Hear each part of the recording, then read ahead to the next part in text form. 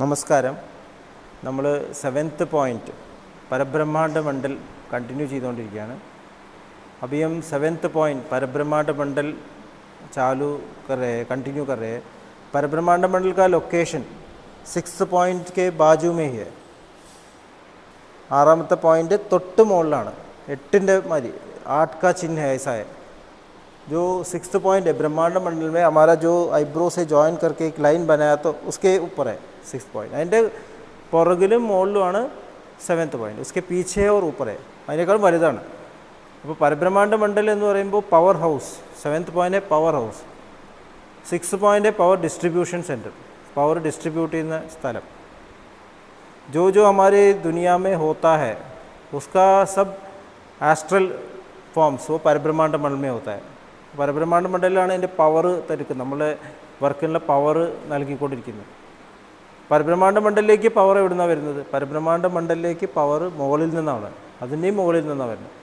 പരബ്രഹ്മാണ്ड मंडल में शक्ति आती है उसके भी ऊपर से, स्रोत से आता है. അപ്പോൾ പരബ്രഹ്മാണ്ഡ മണ്ഡലിൽ നിന്ന് നമ്മൾ മുകളിലേക്ക് ട്രാൻസെൻഡ് ചെയ്യുമ്പോൾ അവിടെ നമുക്കിനി ഒരു ब्लॉक वरान चांस है. परब्रह्मांड मंडल से आगे जब जाते हैं हमारे अंदर एक ब्लॉक होने का चांस है. कारण परब्रह्मांड मंडल ईगोൻ്റെ ഏറ്റവും വലിയ സ്റ്റേജാണ്. जो अहंकार है उसका बहुत बड़ा जगह है ये परब्रह्मांड मंडल. इधर से ही सभी शक्ति डिस्ट्रीब्यूट होता है. ഇവിടെയാണ് എല്ലാ ശക്തികളും ഡിസ്ട്രിബ്യൂട്ട് ചെയ്യുന്നത്. അപ്പോൾ പരബ്രഹ്മാണ്ഡ മണ്ഡലിൽ എത്തുമ്പോൾ ഒരു വല്ലാത്തൊരു ശാന്തത, അബ്സല്യൂട്ട് ശാന്തത ഉണ്ടാവും. स्टिलनेस അനുഭവിക്കുന്നു. स्टिलनेस പറഞ്ഞാൽ ആകാശത്തിൻ്റെ സ്വഭാവമാണ്. परब्रह्मांड मंडल का कैरेक्टर है क्योंकि उसका मेन क्वालिटी है स्पेस, आकाश का क्वालिटी. അപ്പോൾ स्टिलनेस ഉണ്ട്. അപ്പോൾ स्टिलनेस പറയുമ്പോൾ അനങ്ങാതിരിക്കുക എന്നല്ല അർത്ഥം. जो हम शांतता बोलते हैं इसका मतलब है कि कोई मूवमेंट नहीं, इतना मूवमेंट है कि शांत है. जैसे हमने बताया लास्ट टाइम, जब फैन एकदम फास्ट घूमता है ऐसे ही लगता है कि निश्चल है. ഫാൻ വളരെ സ്പീഡിൽ നീങ്ങിക്കൊണ്ടിരിക്കുമ്പോൾ നിൽക്കുകയാണ് തോന്നും. അപ്പോൾ എല്ലാ സ്ഥലത്തും എപ്പോഴും പ്രസൻ്റ് ആവാനുള്ള ഒരു ചാൻസ്, ജബ് സഭി ജഗഹ में एकदम പ്രസൻറ്റ് होने का वो ചാൻസ് है, പവർ है. അപ്പോൾ പല സ്ഥലങ്ങളിലും അറിയാതെ തന്നെ പ്രവർത്തിക്കാനുള്ള കഴിവ്, ഈ ലോകത്തിൻ്റെ പല സ്ഥലങ്ങളിലും പ്രകടമാവാനും പവേഴ്സ് ഉപയോഗിക്കാനുമുള്ള കഴിവ് പരബ്രഹ്മാണ്ഡ മണ്ഡലത്തിലുണ്ടാവും. परब्रह्मांड मंडल में जब एक अभ्यासी पहुँचता है तब यूनिवर्स में सभी जगहों में कहीं भी अपना पावर यूटिलाइज कर सकता है. अगर एक ग्रह को इधर से उधर घुमाना है वो हो सकता है. एक യൂണിവേഴ്സ് को बनाना है बना सकता है. ഒരു യൂണിവേഴ്സിനെ ഉണ്ടാക്കാം, യൂണിവേഴ്സിനെ ഡിസ്ട്രോയ് ചെയ്യാം. ആ കഴിവുകളൊക്കെ അവിടെ വരുന്നു. പരബ്രഹ്മാണ്ഡ മണ്ഡലാണ് സുദർശന ചക്രം. ഭഗവാൻ ശ്രീകൃഷ്ണനെ സുദർശൻ ചക്ര का യൂസ് किया था. നമ്മൾ പറഞ്ഞിട്ടുള്ള സുദർശന ചക്രം ചെറുവരലിലാണെന്ന്, പക്ഷേ അങ്ങനെയല്ല. സുദർശൻ ചക്ര ഇത്ര പവർഫുൾ ഫോഴ്സ് है जो ഡിസ്ട്രക്ഷൻ के लिए യൂസ് कर सकता है. ഒരു സ്ഥലത്ത് നശിപ്പിക്കാൻ വേണ്ടി ഉപയോഗിക്കാൻ പറ്റും. പക്ഷെ അവിടെ ഡിസ്ട്രക്ഷനല്ല, സുദർശനം എന്നാണ് വാക്കിൻ്റെ അർത്ഥം. സുദർശൻ മീൻസ് अच्छा दर्शन. वही डिस्ट्रॉय कर सकता है जिसका दर्शन इतना अच्छा है. ഒരാ സാധനം നശിപ്പിക്കണമെന്നുണ്ടെങ്കിൽ അതിന് ഇത്ര നല്ല ദർശനം വേണം. കാരണം ഡിസ്ട്രോയ് ചെയ്യുന്ന സാധനത്തിന് വേറെ സ്ഥലത്ത് കൺസ്ട്രക്ട് ചെയ്യാൻ സാധിക്കണം. जो कुछ नाश करता है ऐसा विनाश नहीं होता है, वो दूसरी जगह में उसका उपयोग कर सकता है. അങ്ങനെയുള്ളവർക്ക് നശിപ്പിക്കാൻ സാധിക്കുള്ളൂ. ഇപ്പോൾ നമ്മൾ കൂട്ടാൻ ഉണ്ടാക്കുമ്പോൾ, കറി ഉണ്ടാക്കുമ്പോൾ കഷ്ണം നുറുക്കി കൂട്ടാൻ ഉണ്ടാക്കും. जब हम करी बनाते हैं, भोजन बनाते हैं, पीस करके बनाते हैं, इसका दूसरी जगह में यूटिलाइज करता है. अगर नहीं जाने तो ये यूजलेस हो जाएगा. अगर कोई बच्चा इसको यूज़ करेगा യൂസ്ലെസ് हो जाएगा അല്ലേ. ഇപ്പോൾ മണ്ണ് മാന്തിയിട്ട് കല്ലെടുത്തിട്ട് കെട്ടിടം ഉണ്ടാക്കാം. ब्रिक्स बना के अपना मकान बना सकते हैं. नहीं तो एक लकड़ी से वुड से हमको फर्नीचर बना सकते हैं. അറിയാത്ത ആളാണ് ഇതിനെ കൊത്തി നശിപ്പിക്കും, ഡിസ്ട്രോയ് करता है. അപ്പോൾ ഡിസ്ട്രക്ഷൻ അറിയണമെന്നുണ്ടെങ്കിൽ ഉള്ളിൽ ഐഡിയ വേണം, സുദർശനം വേണം. അതാണ് ഭഗവാൻ സുദർശനം എന്ന് പറയുന്നത്. ഭഗവാൻ ऊपर से आता है, അവതാർ है. ഭഗവാൻ മുകളിൽ നിന്ന് വന്നത്, മുകളിൽ അവതാരം തന്നെ എല്ലാ അറിവും കൂടി താഴേക്ക് ഇറങ്ങി വരികയാണ്. അപ്പോൾ ഒരു കാര്യം ചെയ്യുമ്പോൾ അതിൻ്റെ അവസാനം അറിയാം, അതിൻ്റെ കംപ്ലീഷൻ അറിയാം. ഇപ്പോൾ ഒരാളെ നശിപ്പിക്കുമ്പോൾ അയാളെ വേറെ സ്ഥലത്തേക്ക് മാറ്റാൻ അറിയാം. अगर एक आदमी को मारता है भगवान, वो दूसरी जगह में उसको ऐसे जीवन देता है, വേറെ സ്ഥലത്തേക്ക് മാറ്റിയാണ്, നശിപ്പിച്ച് കളയില്ല. നമുക്കറിയില്ല, നമ്മളിപ്പോൾ ഒരു മൃഗത്തിനെ കൊന്നു കഴിഞ്ഞാൽ ഈ മൃഗം എന്താണ് ആവും നമുക്കറിയില്ല. अगर हम एक जानवर को मारते हैं हमको पता नहीं कि इसको अगला जीवन क्या होता है. അതുകൊണ്ടാണ് നമ്മൾ കൊല്ലുന്നത് പാപമാണെന്ന് നോക്കാം, നമുക്കറിയില്ല. पर भगवान जो करते हैं, जो मास्टर्स करते हैं, उनको पता है कि ये मरता नहीं है, ये दूसरे जगह में जिंदा होता है. അവർക്കത് പറ്റുന്നു, കാരണം അവർ ആ പ്രാർത്ഥനയോടെ ചെയ്യാൻ പറ്റുന്നു. അതുകൊണ്ടാണ് ഭഗവത്ഗീതയിൽ ഇത്രയും സൈന്യങ്ങളെ കൊല്ലുമ്പോഴും ഭഗവാൻ പറയുന്നത് ഇവരൊന്നും നശിക്കുന്നില്ല. ന ജായതേ മ്രിയതേ വാ കദാചിത് നായം ഭൂത്വാ ഭവിതാ ന ഭൂയവ अजो नित्य शाश्वतोयम पुराणो न हन्यते हन्यमाने शरीरे. भगवान बोलते हैं कि ये जो हम मारते हैं ये मरते नहीं है, ये सभी समय जिंदा है, क्योंकि वो पता है. അപ്പോൾ അതാണ് അവതാരം എന്ന് പറയുന്നത്. അവതാരം എന്ന് പറയുമ്പോൾ മുകളിൽ നിന്ന് ഇറങ്ങി വന്നിട്ട് ആവശ്യമുള്ള ഇൻസ്ട്രുമെंट्स എടുത്ത് വർക്ക് ചെയ്യും. ऊपर से आते हैं, उनको जो जो इंस्ट्रूमेंट्स आके लेके काम करते हैं. अगर एक PhD टीचर PhD कंप्लीट किया है, ഒരു ടീച്ചർ PhD പഠിച്ചൊരു ടീച്ചറാണ്, LKG പഠിപ്പിക്കാൻ പോകുമ്പോൾ इतना വലിയ टेक्स्ट बुक കൊണ്ടുപോകുമോ? आगे LKG में पढ़ाने जाते हैं, टीचर PhD वाली है पर इतना बड़ा बुक नहीं लेके जाएंगे. वो जो LKG के लिए पढ़ाने के लिए जो कलर पेंसिल है, स्लेट है, वो ले के जाते हैं. इतना बड़ा नॉलेज LKG में यूज़ कर सकती है അല്ലേ? അപ്പോൾ അതുപോലെയാണ് അവതാരങ്ങൾ. ആവശ്യത്തിന് അവർക്ക് ഏത് കോൺഷ്യസ്നസ് ലെവലിലും വർക്ക് ചെയ്യാൻ പറ്റും, നമുക്കത് പറ്റില്ല. ഇപ്പോൾ നമ്മൾക്കൊരു LKG പഠിപ്പിക്കാൻ പറ്റില്ല. हम लोग LKG में पढ़ा नहीं सकते क्योंकि हमको उतना नॉलेज नहीं है. ഒരുപാട് അറിവുള്ള ആൾക്ക് ഏറ്റവും താഴേക്ക് ഇറങ്ങി വരാൻ പറ്റും. ठीक है ना, मैं बोलता हूँ ठीक है ना. അപ്പോൾ ആ ഒരു വ്യത്യാസം അവതാരത്തിന് അതിൻ്റെ കഴിവ്. അപ്പോൾ ബാബുജി മഹാരാജ് പറയുന്നു പറഞ്ഞാൽ ആ കാലത്ത് മഹാഭാരത് യുദ്ധ होता था तभी സുദർശൻ ചക്ര की ज़रूरत थी. സുദർശൻ ചക്രത്തിന് ആവശ്യം, അത്ര ഡിസ്ട്രക്റ്റീവ് പവർ ആവശ്യമായിരുന്നു. പക്ഷേ ഇപ്പോൾ അത് പോരാന്നാണ്. अभी इतना भी नहीं, ऐसे ठीक नहीं है, अभी ज़्यादा शक्ति चाहिए. ഇപ്പോൾ നമുക്ക് സുദർശനക്കം പോരാ. അതുകൊണ്ട് സെവൻത്ത് ചക്രയുടെ മോൾ ഭാഗം, सेवन्थ चक्र के ऊपर का भाग जाते हैं तो सुदर्शन चक्र से भी पावरफुल चक्र है. महाकाल चक्र എന്ന് പറഞ്ഞ ചക്ര ഉണ്ട്. മഹാകാൽ ചക്ര യൂസ് ചെയ്യുന്ന ഏരിയാസ് ഉണ്ട്. ഇപ്പോൾ നമ്മുടെ ഗവൺമെൻറ് നോക്കിയാലറിയാം, panchayat, state government, central government, different levels ഇല്ലേ.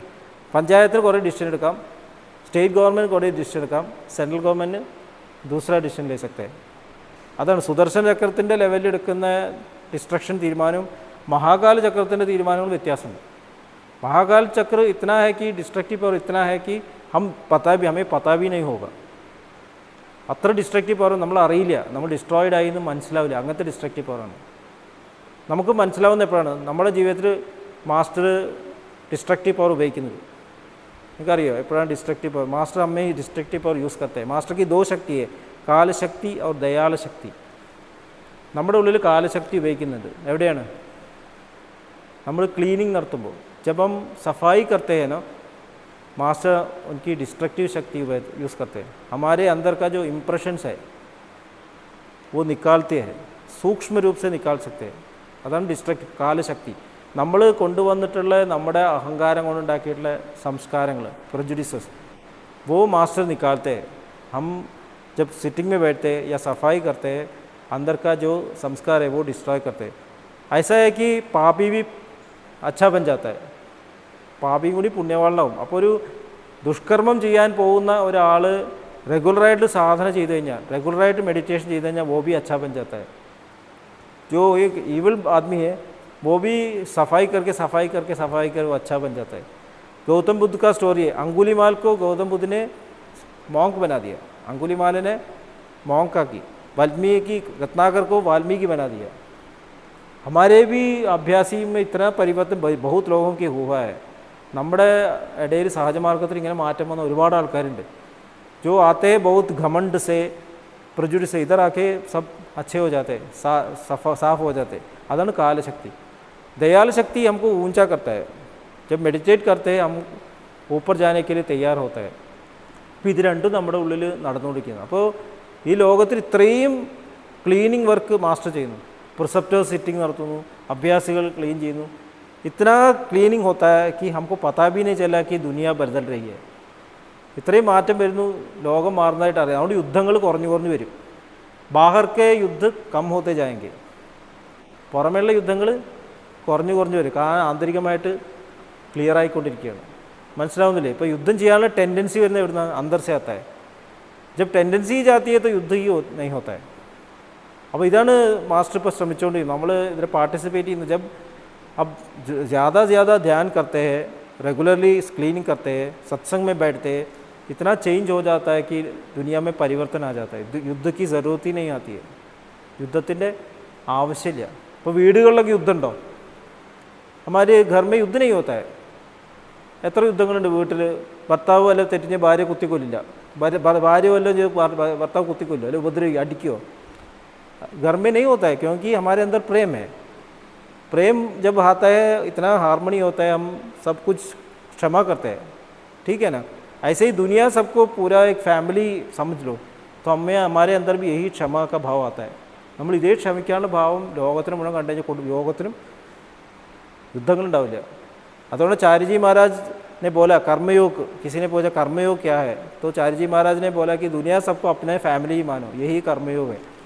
ലോകത്തിന് മുഴുവൻ എൻ്റെ കുടുംബമായിട്ട് മനസ്സിലാക്കൂ.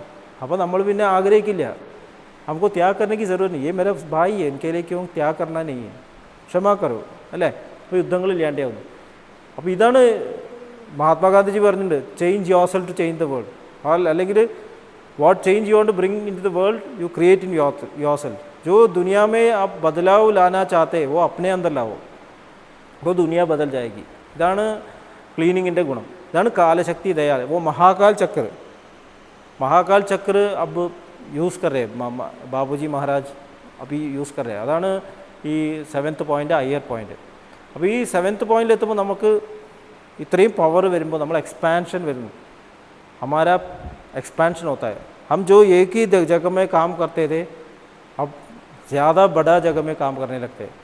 നമുക്ക് ചെറിയൊരു സ്ഥലത്ത് പ്രവർത്തിക്കുന്ന ആൾക്കാർ വലിയൊരു സ്ഥലത്ത് പ്രവർത്തിക്കാൻ സാധിക്കും. ഇപ്പോൾ ഒരു ജോലിക്കാരനെ ഒരു ജോലി കൊടുത്തിട്ട് പ്രൊമോട്ട് ചെയ്തിട്ട് ഓഫീസറാക്കുമ്പോൾ ഹോൾ കമ്പനി മാനേജ് ചെയ്യാനുള്ള കഴിവ് വരും അല്ലേ? ഒരു ഒപ്പിട്ട് കഴിഞ്ഞാൽ എല്ലായിടത്തും ബാധിക്കും. അതുപോലെ परब्रह्मांड मंडल में जो जब आता है उसका एक्सपेंशन इतना होता है कि वो एक डिसीजन लेता है कि सारी दुनिया में यूनिवर्स में भी उसका इफेक्ट आता है, एक्सपेंशन. അപ്പോൾ അങ്ങനെ ഒരാൾ എങ്ങനെയായിരിക്കണം? उस जगह में कैसा बिहेव करना चाहिए, उसका कैरेक्टर इतना अच्छा होना चाहिए. അങ്ങനെ ഒരാളുടെ ക്യാരക്ടർ അത്രയും നന്നാവണം. അങ്ങനെ ഒരാൾ അഹംഭാവിയായിരിക്കും എന്തായിരിക്കും സ്ഥിതി? जब ऐसा एक आदमी इतना घमंड करता है तो क्या प्रॉब्लम हो? ഭയങ്കര ഡേഞ്ചർ അല്ലേ? കാരണം അയാൾക്ക് ഡിസ്ട്രോയ് ചെയ്യാം. वो बाबूजी महाराज दुर्वासा मुनि का उदाहरण देते हैं. दुर्वासा वो जब भी गुस्सा आता था शाप देते थे. दुर्वासा मुनि ദേഷ്യം വരുമ്പോൾ ശപിക്കുമായിരുന്നു. അതാണ് 7th പോയിന്റിൽ ഉണ്ടാവുന്ന പ്രശ്നം. जब इतना घमंड आता है कि दुर्वासा मुनि का प्रोग्रेस ऐसे स्टॉप हो गया.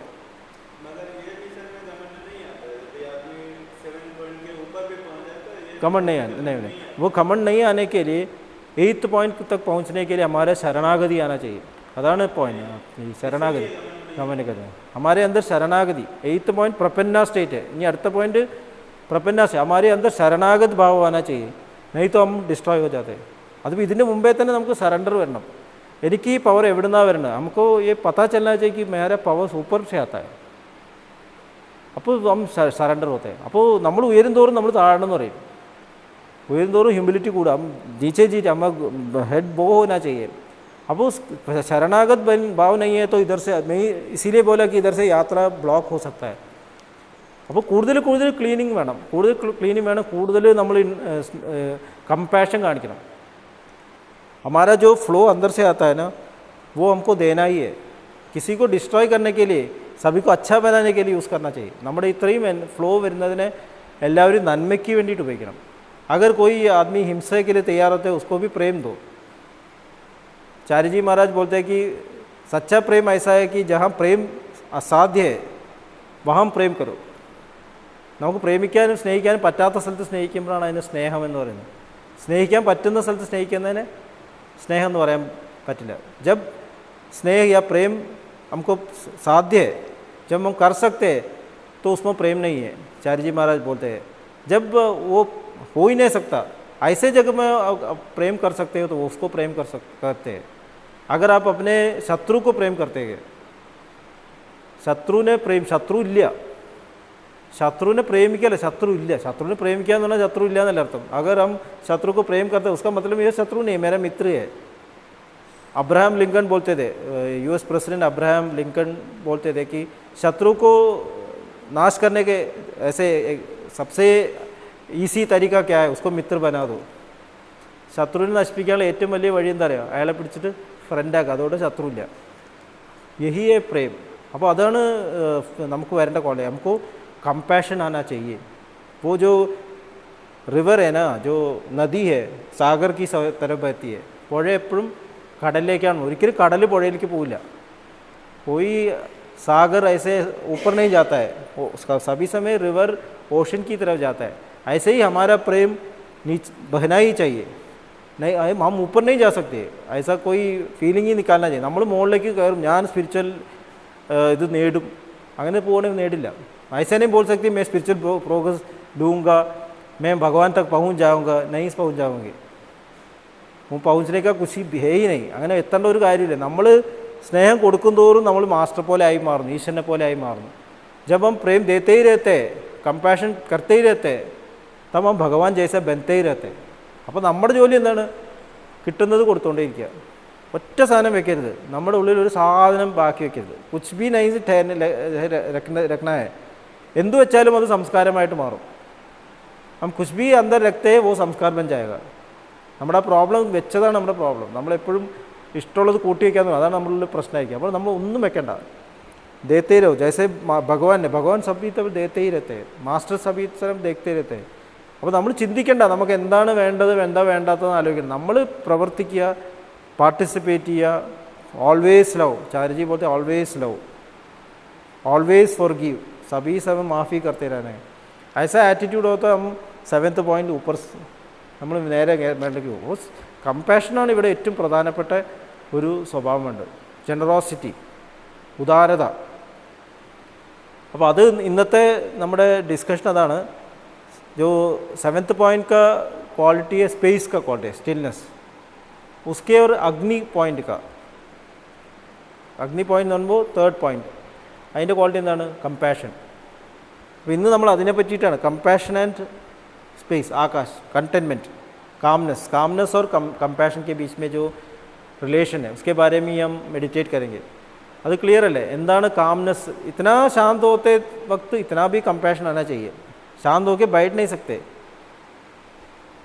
शांत होके വെള്ളം സ്റ്റില്ലായിട്ടുള്ള വെള്ളം കെട്ടിക്കിടന്ന് എന്തുണ്ടാവുക, अगर पानी एक टैंक में नहीं रखते, स्टिल है, बहता नहीं है, तो क्या हो जाएगा, वो दुर्गंध आने लगता है अല്ലേ, അത് സ്മെല്ല് ചെയ്യാൻ തുടങ്ങും. അതുപോലെ ഞാൻ കാമായിട്ട് ഒരു സ്ഥലത്തിരുന്ന हमारे अंदर घमंड आता है, इसलिए बहना ही है, बहते ही रहना चाहिए. അതാണ് കമ്പാഷൻ, ഒഴുകിക്കൊണ്ടേയിരിക്കും.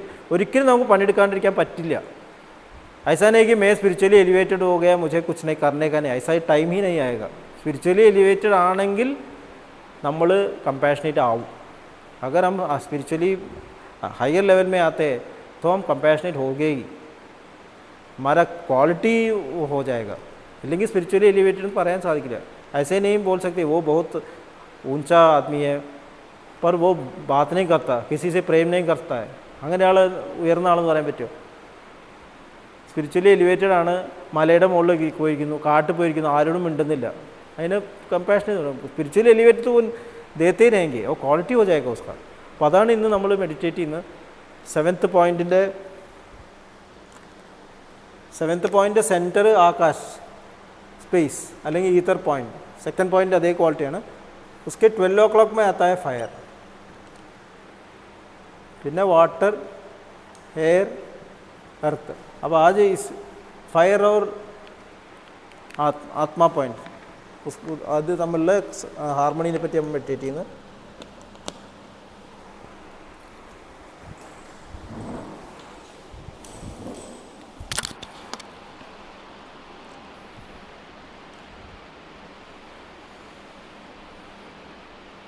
കണ്ണുകളടച്ച് ശാന്തമായിരിക്കും. आँख बंद करके शांत होके बैठिए. फर्स्ट पॉइंटिലാണ് നമ്മൾ मेडिटेशन തുടങ്ങുന്നത്. हमारा ध्यान हम फर्स्ट पॉइंट में स्टार्ट करेंगे. ഹൃദയത്തിൽ ഉള്ള സ്രോതസ്സിൽ നിന്ന് വരുന്ന ദിവ്യപ്രകാശം മനസ്സിനെ ആകർഷിക്കുന്നതായി അനുഭവിക്കൂ. ആ ദിവ്യപ്രകാശത്തിൽ ധ്യാനം ആരംഭിക്കൂ. हृदय में स्थित स्रोत से आती हुई दिव्य प्रकाश मन को आकर्षित करते हुए महसूस कीजिए। उस दिव्य प्रकाश में ध्यान शुरू कीजिए। മനസ്സിൽ ചിന്തകൾ വരുന്നുണ്ടെങ്കിൽ മൃദുവായി അവയെ അവഗണിക്കുക. ദിവ്യപ്രകാശത്തിൽ ध्यानम തുടരുക. मन में चिंताएं आती है तो धीमे से उनको इग्नोर कीजिए. दिव्य प्रकाश में ध्यान चालू रखिए. Please start meditation.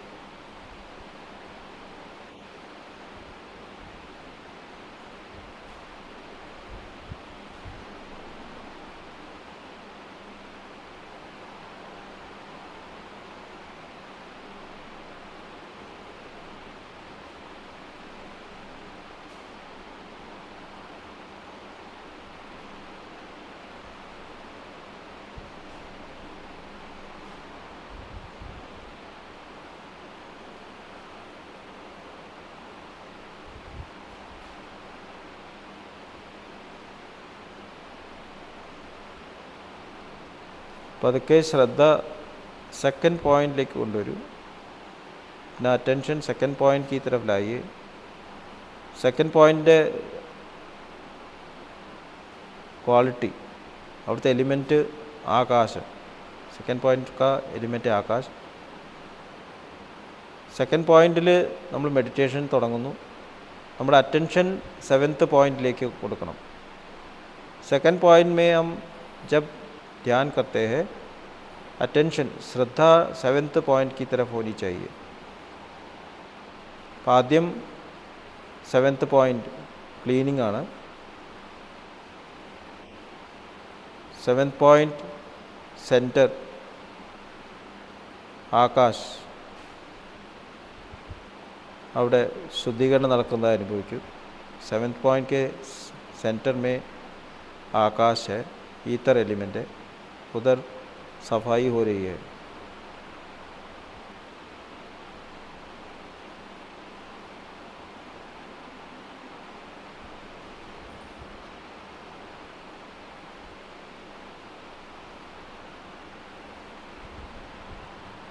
Third point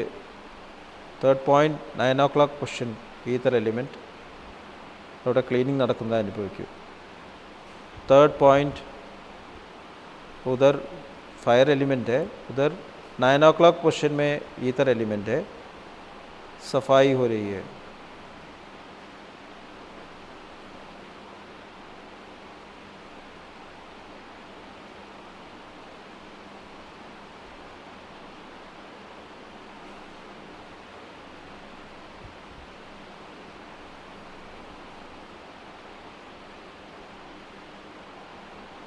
fourth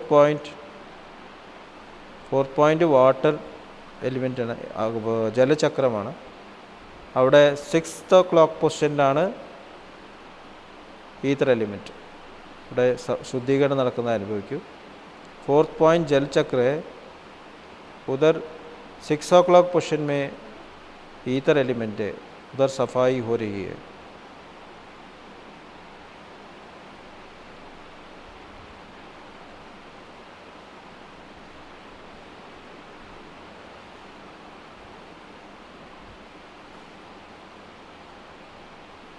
ഇനി ഫിഫ്ത്ത് പോയിൻ്റ് വായുചക്രമാണ്.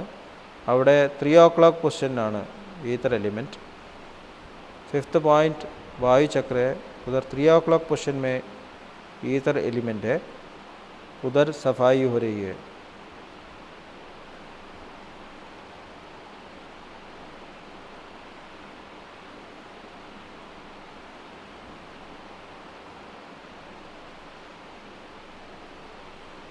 ഇനി ഫസ്റ്റ് പോയിൻ്റ് വരൂ. ഫസ്റ്റ് പോയിൻ്റ് ഭൂമി ചക്രമാണ്. അവിടെ 12 o'clock പൊസിഷനാണ് ഈഥർ एलिमेंट. फर्स्ट पॉइंट भूमि चक्र है, अर्थ एलिमेंट चक्र है. उधर 12 o'clock पोजिशन में ईथर एलिमेंट है. उधर सफाई हो रही है.